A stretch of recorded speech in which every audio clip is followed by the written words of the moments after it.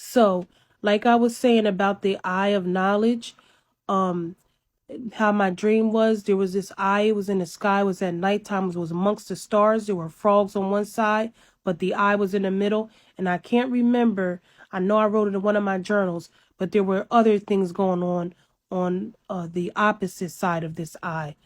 But I do remember seeing the frogs, and frogs represent spirits, and spirits are going throughout this earth jumping on people, okay, just like how frogs are. So these are plagues, these are curses, because frogs represent curses, plagues, demonic activity. And these tears that's pouring down onto the earth, that is a result of great pain from sin and from the wrong type of knowledge that people who walk in darkness are allowing to cause the world to be so chaotic. They're blaming God, but it's their own sin that's causing the world to be chaotic. It's not God. You stop sinning, then the world gets better. You turn to God, the world gets better. But I want to go on and I want to talk about King David, because we're talking about 666.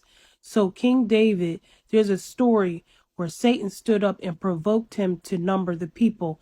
To number the people means to take out a census. This is very important when it comes to 666, because when David sinned, 70,000 people died. Now, I want to say this real quick, but I'm not going to get into detail. But 70 represents a I in itself in the Hebrew alphabet, okay?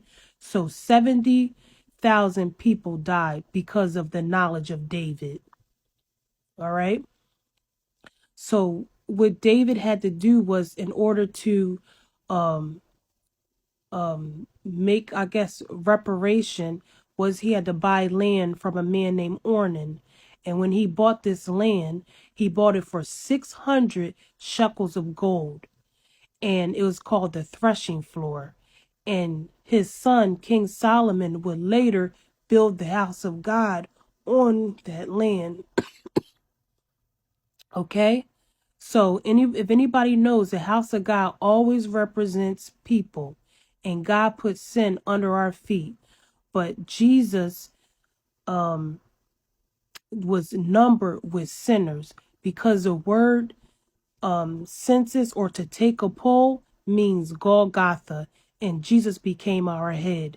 And in the book of Numbers, when they numbered people, they did it to redeem them.